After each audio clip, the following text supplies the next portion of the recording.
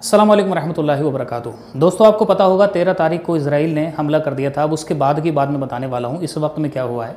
इस वक्त में नेतन्याहू ने अपने ऑफिशियल चैनल के ऊपर, जो यूट्यूब चैनल है, उस पर आकर के अपना एक बयान दर्ज किया है, जिसमें आह्वान किया है, मुखातब किया है जो ईरान की जनता है उसको, ईरान की जनता को अंग्रेज़ी में मुखातब किया है और कहा है कि हम आपका साथ देने के लिए तैयार हैं। आपको चाहिए कि आप हमारे साथ में खड़े हो जाओ और अपने डिक्टेटरशिप वाली हुकूमत जो है उसके ख़िलाफ़ खड़े होकर के हमारा साथ दो और उसको अपने यहाँ से उखाड़ फेंको। हमारी दोस्ती तुमसे नहीं है, हमारी यहाँ के गवर्नमेंट से है और वहाँ की जो न्यूक्लियर साइट्स है हम उनको बिल्कुल तबाह कर देंगे। उनसे हमारी असल में दुश्मनी है, आपसे हमारी कोई भी दुश्मनी नहीं है।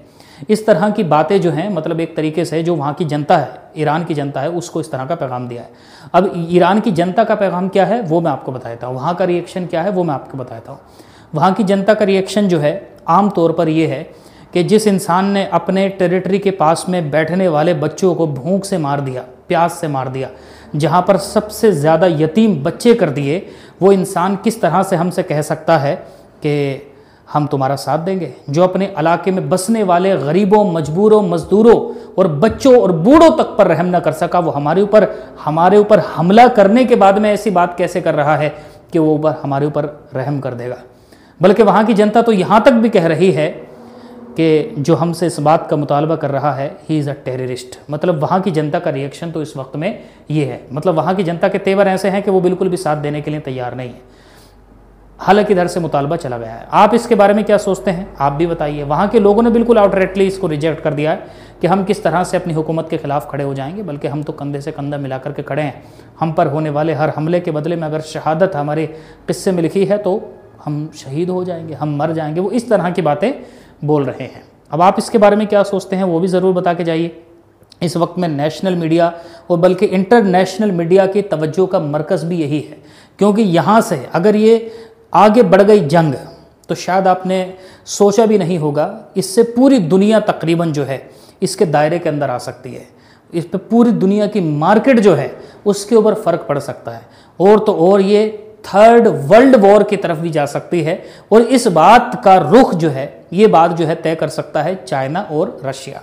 अगर वो लोग बिल्कुल खड़े हो जाते हैं ईरान के साथ में पूरी पावर ताकत के साथ में, और फिर उधर से अमेरिका उसके साथ में खड़ा हुआ है, तो फिर ये एक थर्ड वर्ल्ड वॉर का रुख भी धार सकती है। और आज के दौर में वर्ल्ड वॉर होना ये बहुत बड़ा विनाशकारी चीज़ हो सकती है, क्योंकि आपको पता होगा जो फर्स्ट वर्ल्ड वॉर हुई थी 1914 से लेकर के 1918 तक 2 करोड़ आदमी मर गए थे उसमें, एस्टिमेटेड, उससे ज़्यादा ही होगा आंकड़ा। और इसके अलावा जो दूसरी वर्ल्ड वॉर हुई 1939 से लेकर के 1945 तक, उसमें तकरीबन 10 करोड़ लोग मर गए थे। और उस वक्त तक इतनी एडवांसमेंट नहीं थी, शायद सिर्फ अमेरिका के अलावा किसी के पास में परमाणु हथियार और बॉम्ब्स भी नहीं थे। और इस वक्त में अगर जंग छिड़ती है तो जो 2 पार्टीज बनती हुई दिख रही हैं, उन दोनों के पास में बहुत भरपूर परमाणु बम है। और अगर खुदा न ख्वास्ता एक मरतबा किसी कंट्री ने परमाणु बम का आज के दौर में इस्तेमाल कर लिया तो डेफिनेटली दूसरी इस्तेमाल करेगी, और डेफिनेटली फिर 1, 2, 4 इस्तेमाल करेगी, वो 5, 6 इस्तेमाल करेगी। ये सारा सिस्टम अगर हो गया तो इस पूरी दुनिया को चपेट में लेकर के ये कितनी बड़ी तबाही हमारे आजकल की दुनिया में बिखेर सकता है, शायद उसका अंदाज़ा लगा पाना भी मुश्किल है। अगर आप नहीं जानते हैं कि परमाणु बम किस तरीके से काम करता है तो कभी उन हालात को पढ़ करके देखिए जो कि हिरोशिमा और नागासाकी में उस वक्त के परमाणु हथियार डाले जाने के बाद में उत्पन्न हुए थे। मतलब आप शायद उसको सोच करके स्तब्ध रह जाएंगे। और एक तो ये होता है कि कहीं पर मिसाइल्स गिरी हैं और दूसरे जो चीज़ें हैं वो गिरी हैं, और उसके बाद में जब उसका थोड़ा बहुत असर कम हो जाएगा तो उसके बाद में माहौल ठीक ठाक हो जाएगा। और उसको ऐसा नहीं है कि वो कई साल तक जो है वो ख़त्म ही होगा, कई दशकों तक वो ज़मीन जो है बिल्कुल बंजर और बिल्कुल नाकाम और ख़राब और वीरान हो गई। लेकिन परमाणु हथियार जहाँ पर पड़ जाए तो वहाँ पर ऐसा ही होता है।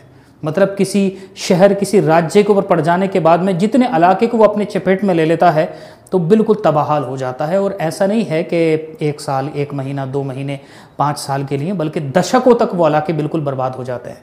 और फिर इसका इन्वायरमेंट के ऊपर भी ठीक ठाक फ़र्क पड़ता है।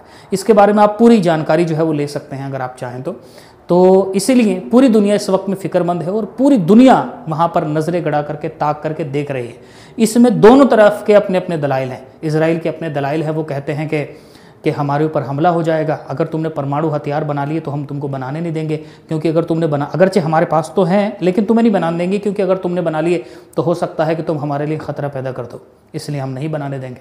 अमेरिका भी इस बात का जो है मुतालबा कर रहा है कि अगरचे हमारे पास 5000 के करीब या उससे ज़्यादा ही हैं, लेकिन तुम्हारे पास हम एक भी नहीं होने देंगे, क्योंकि हम अच्छे तुम खराब। तो इसलिए इस तरह की बातें भी इस वक्त में आ रही हैं। अब देखते हैं आगे चल करके क्या होता है। आप इसके बारे में क्या सोचते हैं वो भी बताएं।